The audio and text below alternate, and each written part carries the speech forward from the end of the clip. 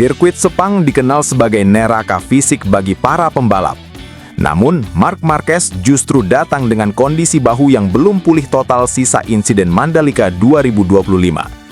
Halo GP Mania, salam satu aspal. Kita kembali memanaskan mesin informasi jelang tes pramusim yang paling ditunggu-tunggu. Kabar krusial datang dari garasi sang juara dunia, Ducati Lenovo Team.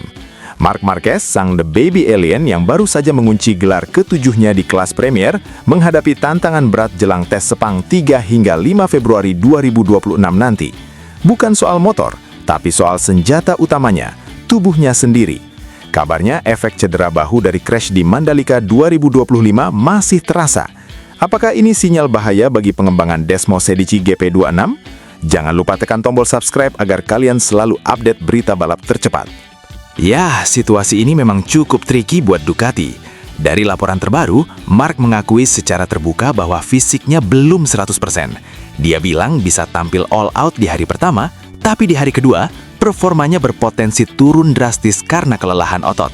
Kita harus ingat bro, Sepang itu bukan sirkuit main-main. Panas, lembab, dan sangat menuntut fisik. Betul banget. Kalau fisik Marc drop di hari kedua, bukankah itu kerugian besar buat pengembangan data? Apalagi Ducati butuh feedback soal aerodinamika baru. Seberapa besar sih pengaruh cedera bahu di trek seperti Sepang ini? Sangat besar pengaruhnya. Fakta tersembunyi nomor 1.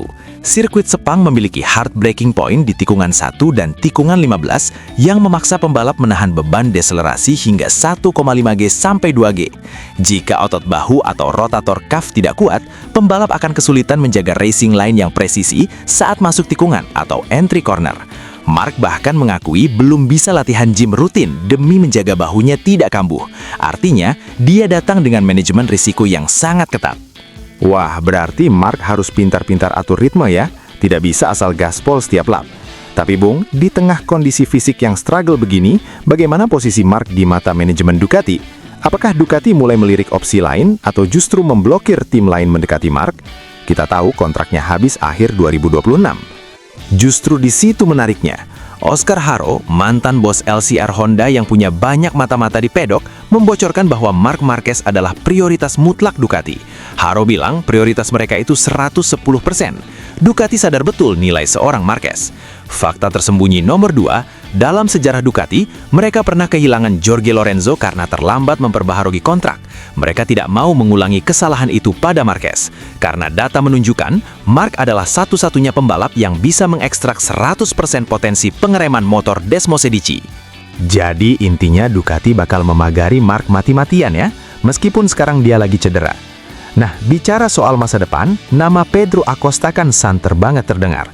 Apakah cedera Marc ini membuka celah buat Acosta masuk atau Marc masih terlalu kuat posisinya? Pedro Acosta memang talenta emas, tapi Oscar Haro menegaskan, kunci pintu Ducati ada di saku Marc. Selama Marc mau lanjut, kursi itu miliknya. Ducati sepertinya akan bergerak cepat memperbaharui kontrak Marc agar dia tidak digoda pabrikan lain. Apalagi setelah Sepang, masih ada tes Thailand di sirkuit Buriram tanggal 21 Februari. Ini akan jadi pembuktian kedua. Antusias, tes Thailand nanti juga pasti seru. Kira-kira apa bedanya tantangan fisik di Sepang dengan di Buriram buat bahu Marc yang cedera ini? Karakternya beda. Fakta tersembunyi nomor 3. Sirkuit Cheng Buriram lebih banyak memiliki trek lurus dan tikungan stop and go. Beban fisiknya sedikit lebih ringan dibanding Sepang yang punya tikungan cepat seperti tikungan 5 dan 6 yang menuntut perpindahan bobot badan atau change of direction yang sangat cepat. Jadi prediksi saya, Marc akan bertahan hidup di Sepang dan mencoba lebih agresif di Thailand. Setuju. Strategi survival mode di Sepang sepertinya pilihan paling logis. Daripada memaksakan diri lalu cedera makin parah sebelum seri pembuka kan?